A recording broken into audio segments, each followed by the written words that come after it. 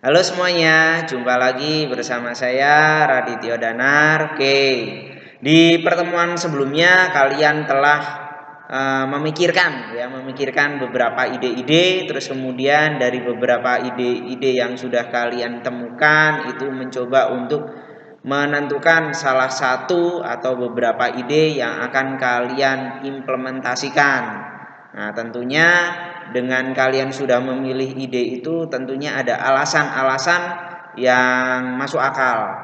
Nah, di pertemuan hari ini ya, meskipun di tengah kondisi pandemi semacam seperti ini sehingga kita tidak memungkinkan adanya pertemuan. Nah, kita coba ingin memperdalam lagi atau ingin mencoba memperbaiki lagi ide-ide yang akan kita implementasikan. Nah, tentunya ini berkaitan dengan apa? Kerajinan dengan bahan dasar limbah. Ya. Nah, kenapa kita memilih tema kerajinan dari bahan dasar limbah? Oke, tentunya kita tahu ya bahwa kondisi lingkungan semacam seperti ini selain pandemi yang sekarang kita hadapi ini, kita tahu bencana ada di mana-mana, salah satunya itu banjir, ya, pencemaran udara, terus kemudian pencemaran lingkungan hidup. Nah, itu disebabkan oleh apa ya? Disebabkan oleh perilaku kita ya. Nah, maka kita sebagai seorang wirausaha tentunya kita juga tidak boleh egois. Ya, artinya kita tidak boleh mementingkan diri sendiri. Ya, tetapi kita harus juga mementingkan kesejahteraan orang lain supaya hidup kita juga sejahtera. Nah, melihat peluang-peluang yang ada ataupun dengan kondisi yang semacam seperti ini, banyak sekali sampah, banyak sekali yang paling banyak itu adalah plastik ya, yang langsung dibuang ya, tentunya itu kan akan menjadikan penumpukan sampah ya, padahal kita tahu sampah plastik itu sulit untuk diurai. Nah, oleh sebab itu kita ingin mencoba ya dari limbah-limbah tersebut ya, limbah-limbah tersebut itu kita coba untuk kelola ya, dan dari kegiatan itu tentunya juga bisa menghasilkan ya, itu. Oke, baik. Nah,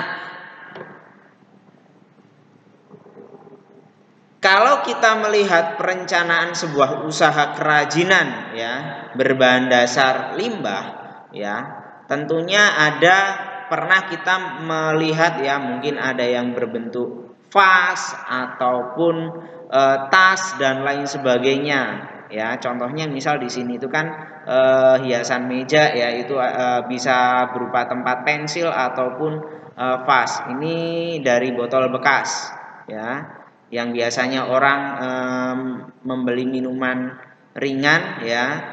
Nah, itu terus kemudian botolnya langsung dibuang. Nah, kali ini kita coba ingin memanfaatkan itu. Nah, tentunya ya ada beberapa hal yang harus kita perhatikan ya. Selain kita mencoba untuk membuat bentuknya ya kan, tetapi kita juga mencoba memikirkan ke depannya itu semacam seperti apa. Tentunya ada penyusunan strategi ya, karena kita tidak hanya berbicara bagaimana kita membuat bahan itu atau kita membuat prakarya itu ya, tetapi kita juga bagaimana karya yang kita buat ini bisa kita produksi secara besar-besaran sehingga bisa kita distribusikan. Nah, oke, baik. Di sini ya ada dua bagian ya. Yang pertama adalah perencanaan usaha kerajinan ya. Terus kemudian yang kedua atau poin B itu adalah sistem produksi usaha kerajinan, ya, berbahan dasar limbah, ya, bangun ruang. Nah, di sini sudah ada poin-poinnya ya, dari poin 1 sampai poin 4. Bagaimana kita menciptakan ide dan peluang, ya, kita melihat ide dan peluang usaha kerajinan ini dengan apa? Dengan bahan yang tersedia di sekitar kita, yaitu dari sampah-sampah yang masih bisa kita olah, ya. Lalu yang kedua adalah ketika kita mau menjalankan usaha ini, sumber daya apa saja yang bisa kita perdayakan, atau sumber daya apa saja yang kita butuhkan untuk mengelola usaha ini, ya. Poin 3 itu tidak kalah penting, yaitu adalah apa? Perencanaan administrasi. Karena kalau tidak ada administrasinya, ya mungkin kita hanya bisa bertahan dalam waktu pendek, ya, dalam waktu singkat. Karena bagaimanapun administrasi itu sangat dibutuhkan, ya, itu sangat penting, ya, untuk melakukan pencaratan dan juga termasuk evaluasi, ya, untuk apa? Pengembangan dari kegiatan kita.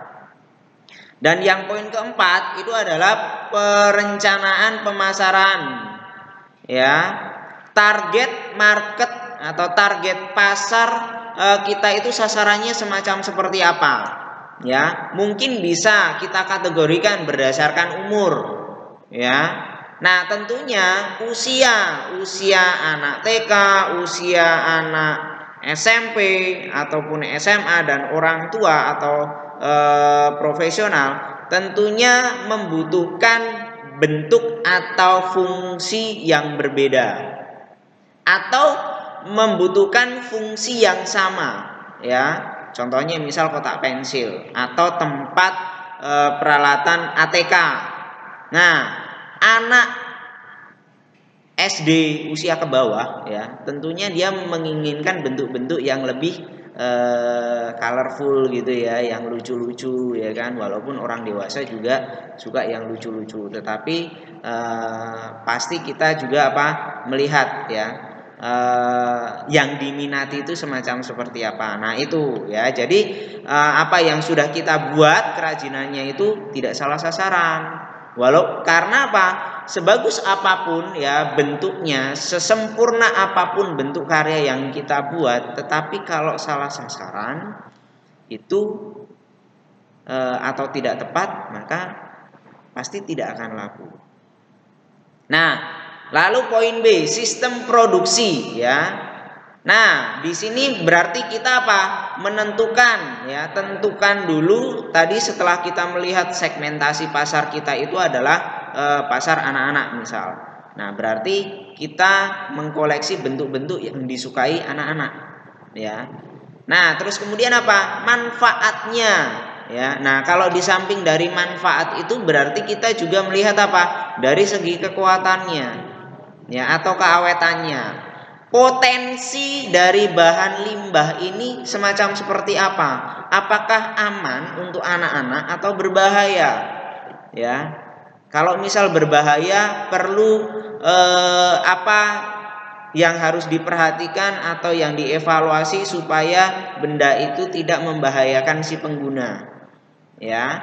Nah, terus kemudian apa? Perencanaan produksinya itu semacam seperti apa? Tentunya apa? Oh, ini mungkin dari waktu yang dibutuhkan, ya kan. Terus kemudian apakah dia dalam pembuatannya itu secara berurutan atau perbagian, ya kan. Satu dibentuk semuanya, terus kemudian baru tahap yang kedua, atau satu benda itu dari tahap 1 sampai ke tahap akhir itu sekaligus. Nah, itu. Oke, alat dan bahan, ya kan? Alat-alat apa saja, bahan-bahan apa saja, ini juga diperhatikan, ya. Diusahakan sih ramah lingkungan. Seandainya itu tidak ramah lingkungan, bagaimana benda atau sampah yang sudah tidak bisa digunakan lagi itu tetap kita meminimalisir supaya apa? Tidak ada pencemaran lingkungan. Berikutnya itu pengemasan produk. Nah, pengemasan produk ini juga tidak kalah penting karena pengemasan ini itu juga akan menambah nilai, ya, itu, dan juga untuk pendistribusian, ya, pendistribusian. Oke, seperti itu. Nah, oke. Nah, dari pemaparan tadi, ya, terus kemudian kita bandingkan dengan ide yang sudah kalian buat, ya, ide yang sudah kalian buat itu. Nah, coba, ya, coba kalian renungkan ulang, ya kan, apakah, ya, ide itu mau kalian teruskan atau tidak. Jika kalian mau teruskan, sertakan alasannya. Oh, sudah pas, Pak, karena apa? Mungkin kondisi lingkungan di sekitar sangat mendukung. Bahan-bahan limbah yang terdapat di lingkungan sekitar saya itu sangat mudah untuk didapat dan lain sebagainya. Atau ternyata, oh, saya ganti. Kenapa? Mungkin sumber dayanya tidak ada atau tidak memadai dan lain sebagainya. Itu, ya. Oke. Nah, dari situ coba kalian berlatih untuk menentukan peluang usaha, ya kan? Nah, di situ nomor 1, produk kerajinan yang akan kalian jual itu apa? Ya. Dengan apa? Dengan nomor 2, konsumen yang akan dituju, targetnya itu siapa? Ya, contohnya tadi misal apa? Kotak pensil atau tempat ATK, ya. Targetnya siapa? Ya. Oh, targetnya usia di bawah 5 tahun. Bentuknya seperti apa? Terus kemudian usia 14 tahun ke atas, bentuknya semacam seperti apa, dan lain sebagainya. Nah, tentunya, ya, ini kan kalian baru merencanakan. Nah, kalian juga buat analisisnya, analisis SWOT, ya. Kekuatan dari produk itu apa? Kelemahannya juga apa? Termasuk juga pangsa pasar, distribusi, dan lain sebagainya. Peluangnya, peluang usahanya itu semacam seperti apa kalau mau dilakukan, ancaman, ya kan, seperti apa. Nah, itu bisa kalian tuliskan. Nah, ketika setelah kalian selesai membuat analisis SWOT, ya, nah, cobalah kalian tentunya kan analisis ini kan juga kalian melakukan survei, ya. Nah, survei itu bisa survei online, ya. Kalian bisa menanyakan teman, kerabat, dan lain sebagainya. Nah, itu seperti itu. Nah, lalu setelah kalian mendapatkan datanya, ya, nah, kalian bisa simpulkan, oh, ternyata peluang usaha ini sangat layak. Ya, sangat layak dengan mempertimbangkan apa, itu bisa kalian sertakan. Atau justru kebalikannya, peluang usaha ini kurang, ya. Apa yang perlu dievaluasi atau apa yang perlu dikembangkan atau justru perlu diganti, ya. Perlu diganti dengan apa? Nah, semacam seperti itu. Itu, ya. Oke. Ya. Intinya adalah di tengah-tengah kondisi semacam seperti ini, jiwa wirausaha itu sungguh sangat dibutuhkan. Mental seorang wirausaha itu sangat dibutuhkan. Apa itu? Selalu berani mencoba, inovasi, ya kan, dan konsisten. Nah, itu, ya, kita tetap mau belajar terus-menerus seperti itu.